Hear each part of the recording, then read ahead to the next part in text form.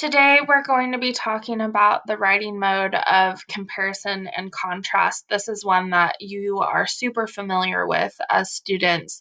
So, I won't talk about the definition for very long, but essentially, comparison shows how two or more things are similar, and contrast shows how they're different. But what is really important to know here is that you have to find topics that have a basis for comparison. So there truly is something to compare them about, and sometimes we'll try to stretch those comparisons when you really shouldn't have to. But also, a good comparison should lead you beyond the obvious, right? So if you were going to think about how bees and humans are similar, you might not look at physical structure, but you might think about how they form societies or use tools or have different roles in their societies. So just be thinking about how you can compare things in an interesting and sophisticated way. Another part of comparison and contrast is the analogy. You can see at the middle of your screen here.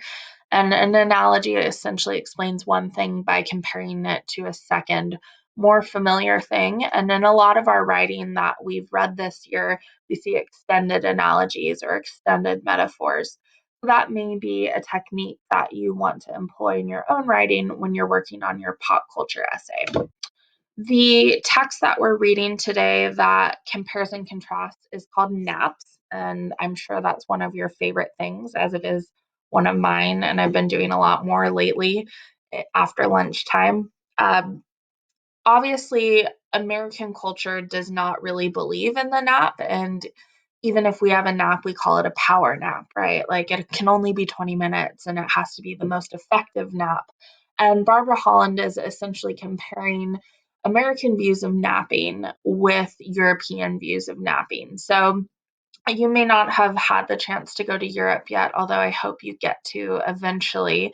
But for example, I remember the first time I visited Rome, and at about 1 p.m., all the shops shut down, or maybe 2 p.m., everything closes and people go home and they rest. They might take a nap, they might take a longer lunch, but they have that siesta and then they go back to work later and stay a little bit later.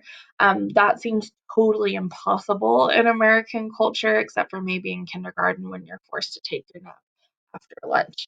But essentially, Barbara Holland is making this comparison in order to show how our cultures are different and how our values are different as Americans, and also to make a suggestion or an argument that maybe Americans should embrace napping more for certain reasons. So I hope you enjoy this short essay. It's one of my favorites from this book, and I hope you get a chance to take a nap soon.